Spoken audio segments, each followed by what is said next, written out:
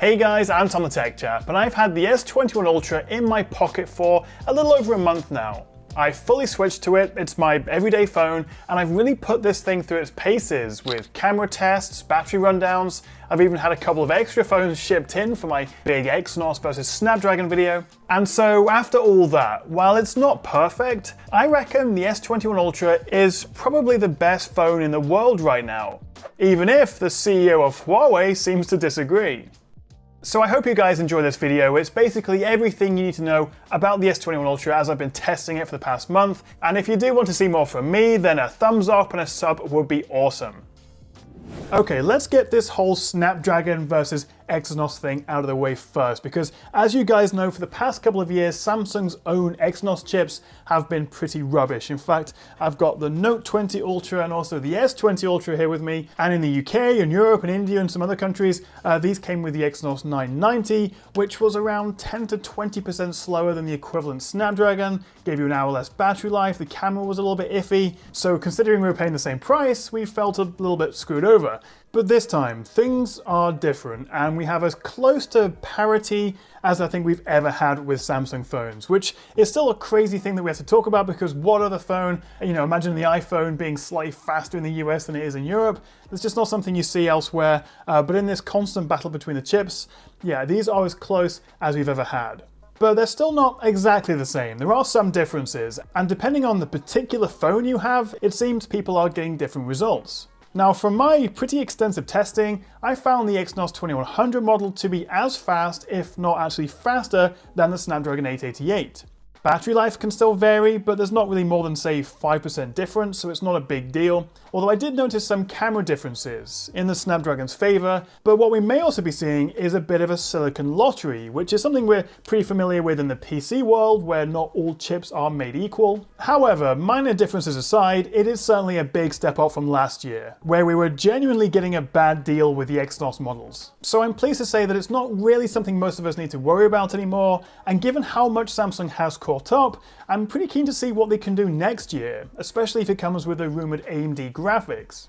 But putting that aside, as you would expect though, these chips paired with 12 gigs of RAM or 16 gigs on the 512 storage option is, well, incredibly fast. Most of the time it'll max out even the most demanding games at 120 FPS. Although I do still like to unlock the dev options, scroll down, and then speed up the animation times to make everything feel a little bit snappier. So we've dived right into all the nerdy stuff, but what's it actually been like to use? Well, one of the advantages of the Ultra over the rest of the S21 lineup is you get this Quad HD resolution, as well as the adaptive refresh rate, and you can have them at the same time. Now, having Quad HD isn't a massive deal. I think you can just about tell the difference with the higher res if you're looking for it, but even when I was using the Note 20 Ultra at Full HD before this, I never had an issue or thought it didn't look sharp enough. So altogether, the Ultra has pretty much the best screen on any phone right now, peaking at a whopping 1500 nits, that Quad HD and 120Hz combination, and just simply the quality of the AMOLED panel that Samsung's using. Now, since I am stuck at home in what seems like this never-ending lockdown here in the UK, I'm not as worried about battery life in my day-to-day as I might normally be, so I'm pretty comfortable to keep this at WQHD and have that adaptive refresh at the same time. So I'm getting the best of both worlds, and the screen just looks absolutely stunning. Although I think when things return to normal, if I was going to go out on a shoot for a day, I'd probably switch back to Full HD to save a bit of battery. Because so far in my experience, having Full HD leaves me with about 35% left by 11 PM versus about 23% when I have Quad HD. Of course, this is very anecdotal and it will slightly vary between the different models as well, but on average I'd say I'm getting about 8 to 10% less battery when I have the high resolution. And actually, in my big battery test with the phone set to Full HD, it lasted a good deal longer than both my Note 20 Ultra and the S20 Ultra. So having this new, more efficient chip, the adaptive refresh, which can go between 10 and 120 Hz, plus the big 5000 mAh battery, means this phone will easily get you a day and a half of use. Or from my experience, around 7.5 hours of screen on time at Full HD. So it has a nice screen, but actually one little bonus new feature which I really appreciate is when you swipe right to go left of the home screen, we now get this option for Google Discover, which means I never ever have to look at Samsung's Op Day or what they refreshed it to be called Samsung Free ever again, because every time I used to have to do this, it would pause and load and just be kind of rubbish. But now I've got my Google News feed, which is just so much slicker, and I'm sure this will be coming to older phones as well through updates, but right now at least, it is a nice little bonus with the S21. Another handy upgrade is the Ultra now supports the S Pen, or at least it sort of does. Initially, I borrowed the pen from my Note 20 Ultra, which does work, albeit with a slightly slower response time and no Bluetooth support. So I went out and bought this, which is the proper S21 Ultra pen for about £34, which is basically the same as one of their tablet pens. But while it does work well, it still doesn't have any Bluetooth or air gesture support, and confusingly, you'll actually need to wait for the S Pen Pro, which is coming out later in the year, and presumably will also have a faster response time. Either way though, it is pretty cool we're getting pen support on this. But you'll probably want one of the fancy cases to store it in as well, because obviously we are losing the convenience of being able to store it in the phone like we do on the Note.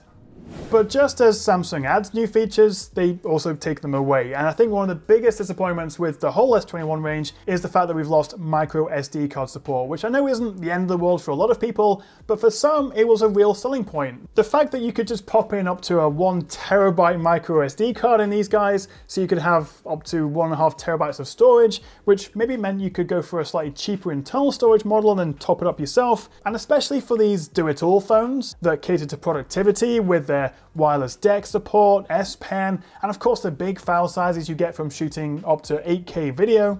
So sadly, no micro SD or even charger or headphones in the box.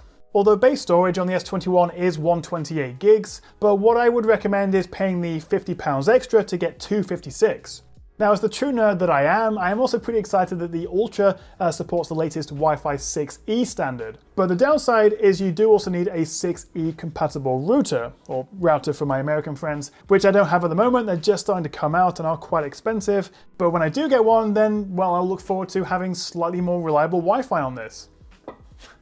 So those are definitely smaller upgrades, but I think one of the biggest improvements here is with the camera. Now the problem is, tech reviewers and YouTubers, like myself I guess, are always exposed to the latest and greatest tech. We change our phones every 5 minutes it seems. So in my world, something like the S20 Ultra or the Note feels like a million years ago. But the truth is, if you are thinking about upgrading to this, chances are you have maybe an S10 or an S9 or maybe something even older. And so coming from those phones, I think the camera on this will be a massive step up.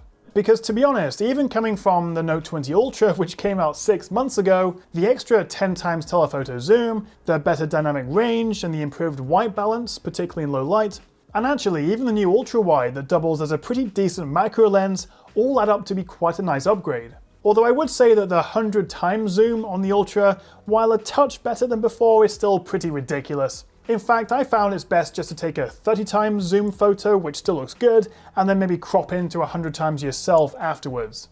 And a recent Samsung video explains that their new ISO cell sensor has this smart ISO Pro technology. Marketing buzzwords for why we're getting much improved HDR performance.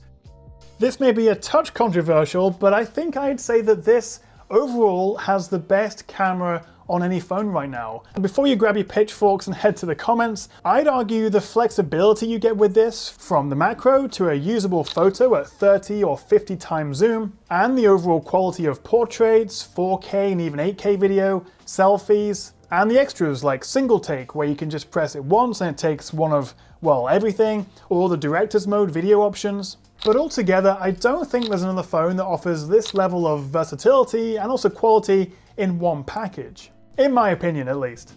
Last question to you guys though, which color do you prefer? Phantom Black or Phantom Silver? I thought I was going to find the black one a little bit boring looking, but actually now I've used it for a while, I think I'd go for this one. But what about you? Oh, and also, I've noticed that neither of these play nicely with pop sockets. They don't really stick to the texture very well. So I definitely recommend getting a case, and I'll leave a link to the one I've been using in the description below. So I reckon by now I've probably made about 1 billion or so videos on the S21 Ultra. You're probably sick to death of it, but this has been a bit of a sort of a roundup of everything I've talked about so far. Just as my background YouTube video goes to adverts, I should probably get YouTube Premium for that. Not ideal, but I am still really happy that I switched to this. It is my I hate to say it, daily driver, my everyday phone. And I do still maintain that right now at least, I think if you can afford it, this is the best phone in the world.